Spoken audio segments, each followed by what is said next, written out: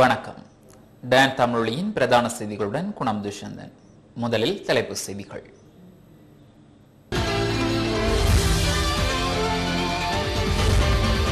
உலக சிறுவர் தினம் மற்றும் சர்வதேச முதியோர் தினம் இன்று கொண்டாடப்படுகின்றது.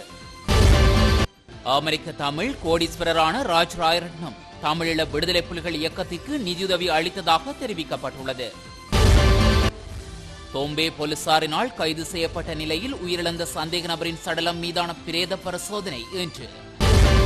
மும்பை குண்டுவெடிப்பு வழக்கின் குற்றவாளியான தாவூத் இப்ராஹிம் பாகிஸ்தானில் எங்கு உள்ளார் என்பது இந்தியாவுக்கு தெரியும் என்கிறார் அமைச்சர் ப. சிதம்பரம்.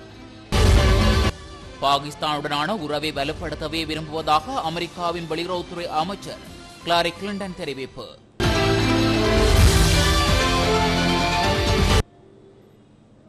சிறிய இடைவேளை தொடர்ந்து செய்திகள் தொடரும்.